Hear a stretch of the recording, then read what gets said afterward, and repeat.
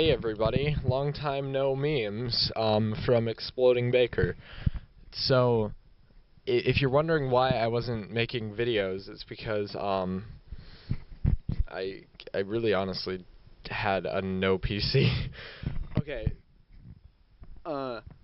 let's jump into it. So, looks away at camera funnily. Whoa, what a funny joke, am I right? Oh, whoa, that's really funny. Okay, but taking away from the background, which is beautiful. It's a beautiful outdoor experience. Never mind. So fuck it. The story behind that is I built a new PC with an 1800X, which none of you will understand. Ryzen 7 1800X. Or if you're like British, you say 18,000 or something. It's like 1800X. They like enunciate stuff. I don't get it. You guys don't need to do that. Stupid. Okay. Continuing. So, built the PC. Got my friend to help me with the radiator because it's pretty much a whole new PC except for a shitty GPU. And then I attempt to boot it up, but it doesn't fucking boot. It just boots into the BIOS, and then nothing. I take it into Micro Center a few days later, and a couple days ago, they call me and say the board's probably the reason it's not fucking working. They replaced the board. Now it works. I gotta pick it up. That shit, it's easy. It's real easy. But yeah, so the main topic of today's video is why the iPhone XR is the only iPhone that matters and why it won't kill Android flagships. So it's been a while since I made a video, and since then I have switched to an Android phone. This is the LG V30. Let me just get a close-up shot. It's a beautiful device, honestly. Great camera, great microphones, shitty front-facing camera. Don't fucking diss my phone because it has a shitty front-facing camera. It's an amazing phone. If you don't care about selfies, get it. If you like selfies, then get the V35, which is like a slightly upgraded model, whatever. But yeah, so there's a definite reason why the iPhone XR will not kill Android flagships. I saw an article. I'll probably flash it up, but saw an article saying that the iPhone XR will kill Android flagships, or like something in that neighborhood. I don't know, but they're basically saying that the XR is gonna be the death of Android flagships, which is the dumbest statement you can make, because Android's much different audience, much different people, cheaper phones, cheaper this, that, the other. There's so many better devices than the iPhone XR on Android. You could get a launcher to make your phone feel like iOS, too. So, win-win, I guess, if you don't like Android that much and you have an Android phone. Just get an iPhone launcher, dumbass. Okay, but, in all seriousness, iPhone XR was the only phone I cared about. The XS, which is excessive, I'm going to say that because it's a funny meme, and the X Max are just stupid. They're not that good. It's like what Samsung did with the Note 9. That's why not a lot of people recommend it, because it's just a slightly incremental upgrade. Slightly is a big word there, because it's not a new phone. It's just a phone that existed, which was the Note 8. They shoved some new features in there, new processor, and moved the fingerprint reader.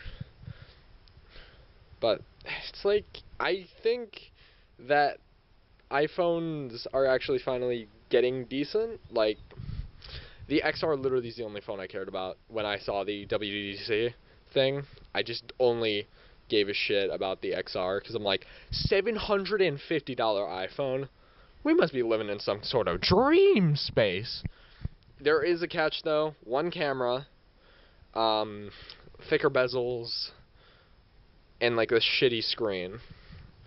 I mean, it's not, okay, I'm not going to say shitty, but like, they market it as liquid retina, but it's just LCD, guys. It's nothing special. Apple tries to make everything seem special when they make it happen, but it's not. Okay, but here is a good reason why it won't kill Android flagships. I'm sorry for deviating. I deviate a lot from the topic because there's a lot of things to talk about and not a lot of time to talk about them. So, if you're a tech person, you know about the Pocophone F1, which is a $300 phone, 300 like something, with like storage options. It's made by the company Xiaomi, and Xiaomi is a Chinese brand that makes phones. They make phones. They make a lot of shit. They're kind of like the Samsung of China, because Samsung and LG are Korean companies. If you didn't know that, or if you didn't pick up on that in the first place. Hey, car, fuck off. All right, but they make a lot of products, and their deal is that they don't make profit off of their mobile division. And you might be thinking, well, Baker, how the fuck do they make money then? Well, that's a good question, sir. They make money.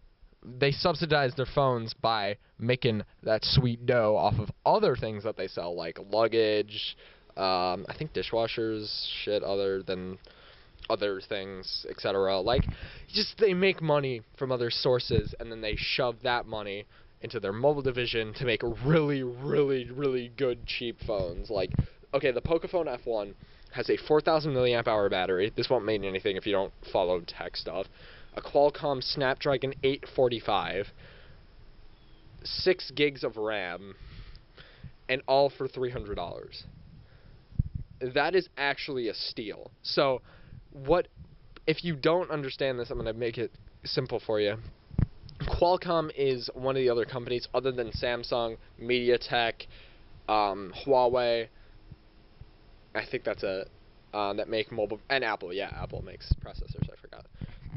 That make processors. So Snapdragon is basically a standard of like really good chips. Like, they make really good chips, or just basically the highest performing next to Apple. So Apple's always been on top for performance. We all know this. It's pretty much factoid. And also Samsung's Exynos are really good. MediaTek is like their P series, and it just doesn't matter. But Snapdragon is like the high-end flagship spec. If you want something high-end, you go for a Snapdragon model, which is most high-end flagships these days. Other than iPhones, and then low-end phones have MediaTeks because they're cheaper, or they have low-end Snapdragons. Yeah. So the reason that phone is so good, $300. There is one catch, though. I will say there is one catch. But it's so good because the spec sheet is so amazing, and it runs so well. Like, it just does so well, just in general. Just 4,000 milliamp hours plus a 845 with that 6 gigs of RAM. That's a perfect package. The only problem with it, I feel like, this isn't the biggest issue for me, personally. I don't really give a shit. I don't watch Netflix on my phone. But for you Netflix bingers, don't get this phone because you can't stream in HD. And there is a reason. There's a legitimate reason. They couldn't get the decoding standard onto this phone. For some godforsaken reason, they couldn't get it on there. So it can only go, I don't know, like 720, I think? It has like a 1080p screen, but I guess it might be a hard pill to swallow for some of you. I don't really care, personally. But, yeah. So, the XR is a great value. I will say that. 7 is also an amazing value at this point. You should probably go for the 7. If you're on, like, an older phone and you really need to get an upgrade, go for the 7 or go for the V30. The V30 is, like, actually God, because 1 comes with a fucking headphone jack, 2 wireless charging, and 3 it's a great phone, just a good phone, great cameras, a wide angle sensor. Okay, I know I love this phone to goddamn death. I'm gonna make a video about it because I have a great idea for what phone to compare this to, but looking away from camera for cinematic effect. So all in all, really, like, there's so many other brands that do phones that would kill the XR, that already do. that basically the XR is a great phone. I'm not knocking the XR. I'm saying it's a good phone. Or the 10R. I don't care. Stupid. Stupid marketing name. God damn it. I guess I'm gonna just go on a limb here and say that the 10R means 10 Retina. Because Apple likes the term Retinas for their display. Whatever. Okay, let's get back on topic. So, the XR, not knocking the phone. Good phone. Good value. Great phone. Great phone. A12 Bionic chip. Marketing speak. Good thing. Bad thing. Casey Neistat. Hand.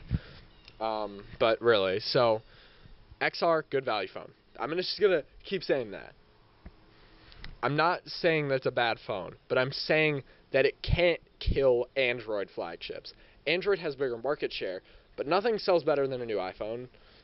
Because no one cares that much when a new Android drops, because there's like 500 Android phones. Like, who gives a shit? And the only people that really care are Samsung people, but Samsung's good. Samsung's a good company. Also, if you really want the XR, I wouldn't go for it. It's great. It's good price. But, like, the low resolution screen is just enough to turn me off of it. Like, 800 by 1732, I think. It's just stupid. Just go for, like, a OnePlus 6. I'll leave some links to good mid-range flagship grade phones in the description. But, all in all, really, I'm not knocking. I kind of hate Apple's strategy of just doing the same goddamn thing over and over again. I switched to Android because I was kind of looking to see what other people see. Every fucking iPhone user hates Android. And you know what I say to that? Fuck you. You bitch. Fuck you. And your shit. Honestly, if you haven't tried it, then try it and formulate your opinion from there. Don't look at forums of people that bought a Samsung Galaxy Note 7 and it blew up, because you're just going to get a bad opinion of Android from that alone. That was so bad. I feel so bad for Samsung and also the people that had their phones affected. But really, just actually go and look at an Android phone and tell me your honest opinion. If you hate it, then you can hate it. If you've actually tried it, then you can hate it. If you actually tried it and you love it, then yeah, you can love it. I don't care. But don't hate it just because everyone else in the world, or everyone that owns an iPhone, seems to hate it. It's not funny. It's not smart. It's not great. It's dumb shit. Okay. Yeah, but to really wrapping this gift up, if you want a cheap iPhone, buy the XR. If you're sad that the iPhone SE is gone, I'm sad too. I love that phone. Shitty screen though. It's tiny as fuck. Get a 6S if you don't want. If you're on the SE and you have the dough, go to the 6S. Best deal, best thing you could ever do, honestly. And then wait a few generations for the 7 to drop a lot, and then get the 7. And just go from there, really. Or just switch to Android. I don't know. Switch to Android would be a good idea, honestly. You can get a cheap phone for good price and good spec sheet and whatever. But yeah. Thank you for watching my slight rant a little bit on Apple. Enjoy. Have a good day. And bake on. New catchphrase, lol.